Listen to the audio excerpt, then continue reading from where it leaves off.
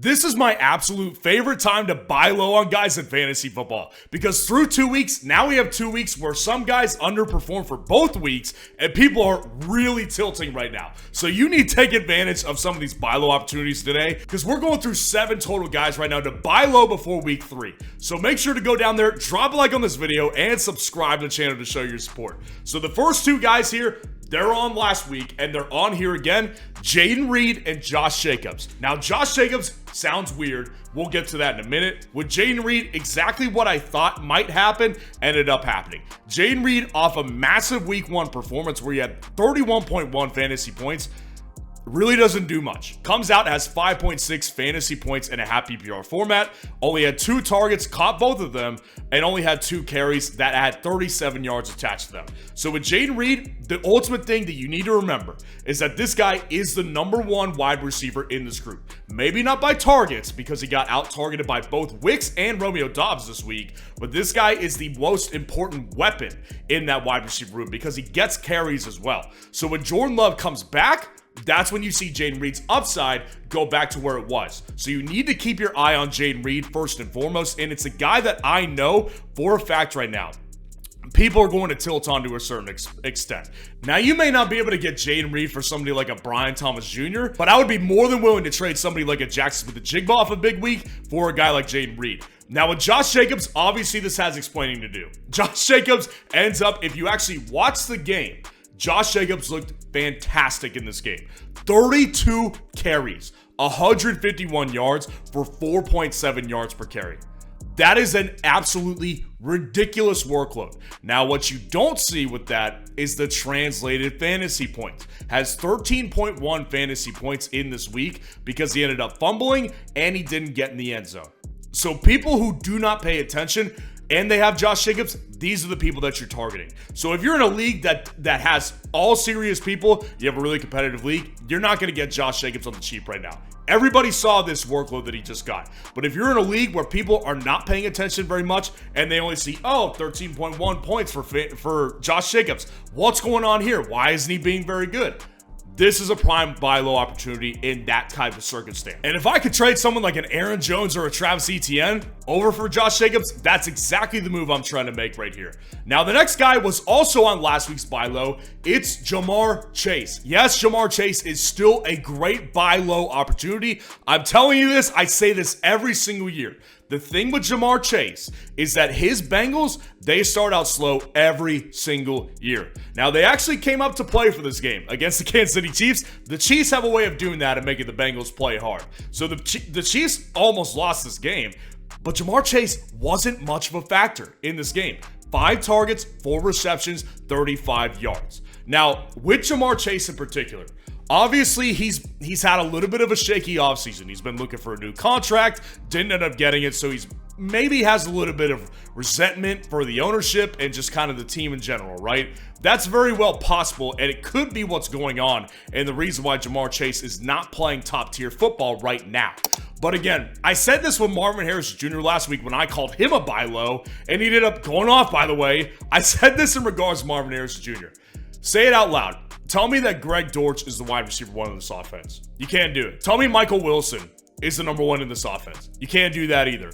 So look at this situation and tell me that Mike Gesicki is going to out-target Jamar Chase season long. He won't do that. Tell me Andre Yeshivas is going to be better in fantasy long-term than Jamar Chase. You can't do that either. Jamar Chase is going to be fine.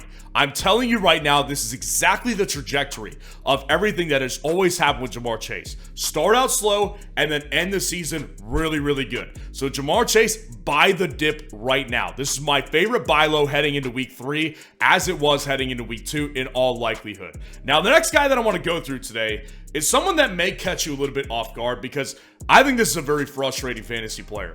But I think in right situations, good buy low with Garrett Wilson of the New York Jets. The Garrett Wilson situation doesn't look drastically different. Like, to be completely honest with you, it has not looked drastically different from what it has in years past. And that's a shame, right? Like, because the last several years, he's had a clown show collection at quarterback, never been able to get the quarterback right, and he was still basically putting up comparable fantasy points. 9 fantasy points in week 1 and 8.2 in week 2. So what's going on here with the New York Jets, right?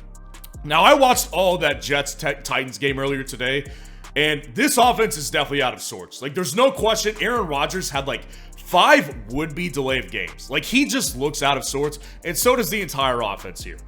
But again, there's 2 factors that make me want to trade for Garrett Wilson. Number 1 is the fact that he's still very much involved. 11 targets week 1, 6 targets in week 2. This guy is not all of a sudden just like a ghost in these games. He's still very involved. Number 2 reason is because with Aaron Rodgers, we also know with him, he tends to get better as the season goes as well. Now, 40-year-old Aaron Rodgers coming off an Achilles tear, I think it's evident at this point that he's not the same player. And I didn't expect him to be that.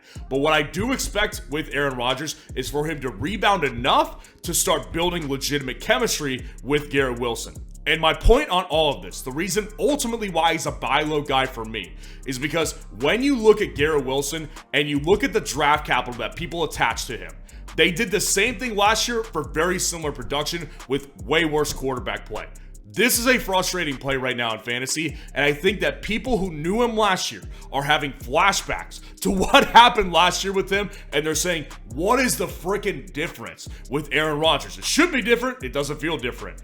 Those are the people you want to attack. If you could send somebody like a Jalen Waddle, do that yesterday. Because I ultimately believe that Garrett Wilson does still have upside that will get better as the season goes. And right now, people are starting to get frustrated with him. Trust me, I talked to a Garrett Wilson manager earlier today.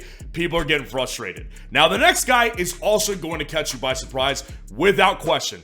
This guy in particular did horrible. Like, he did nothing last week, and it doesn't look great for his involvement. Keon Coleman of the Buffalo Bills. Keon Coleman, look at his last 2 weeks. 5 targets in week 1 and 1 target last week.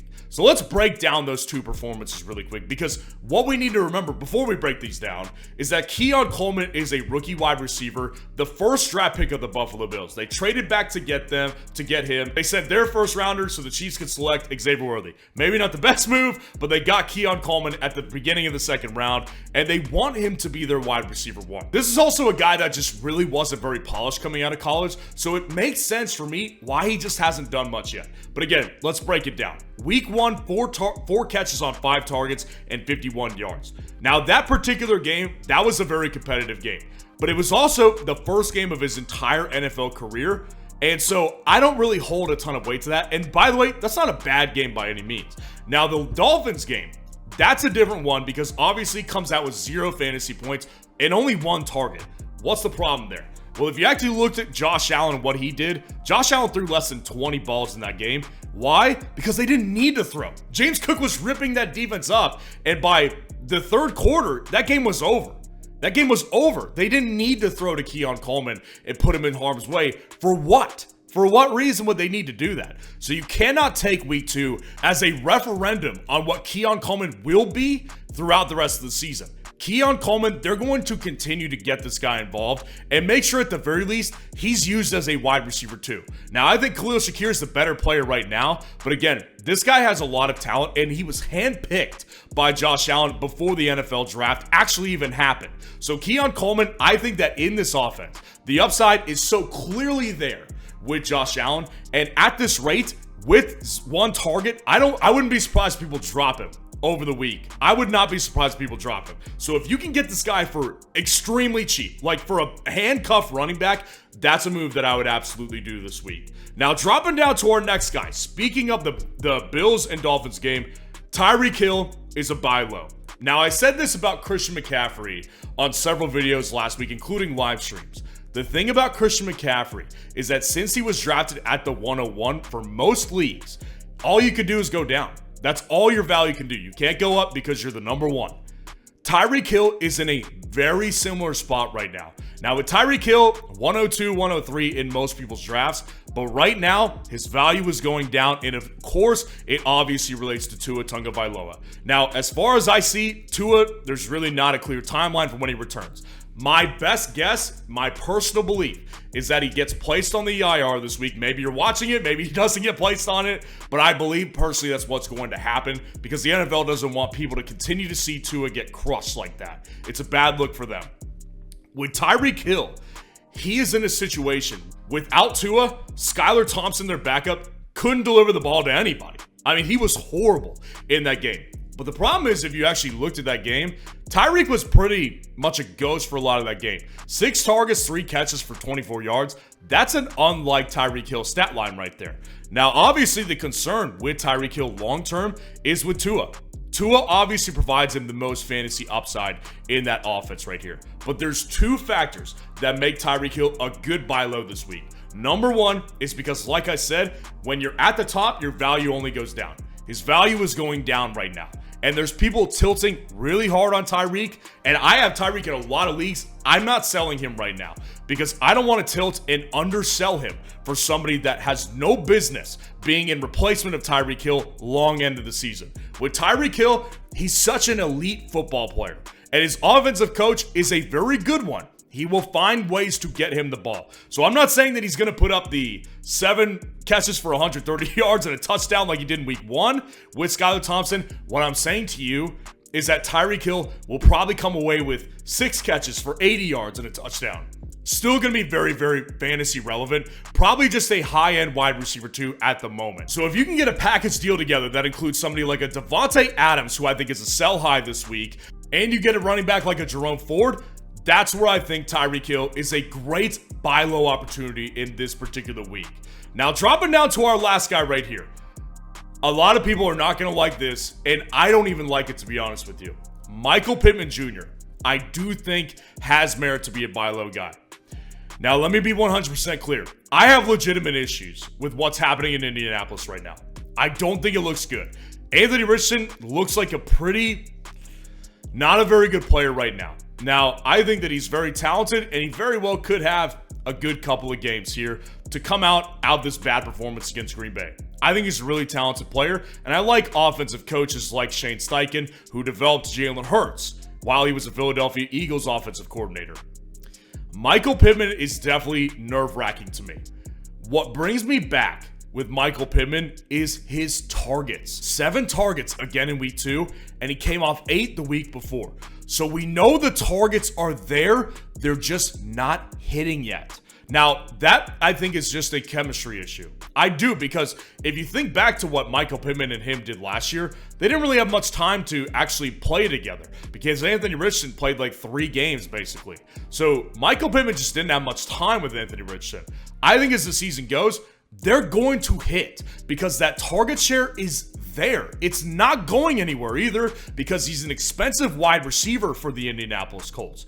That's what brings me back to it. And again, this is a guy who right now people are furious with. This is a relatively high draft capital guy that you had to spend at the very least like 4th or 5th round capital on.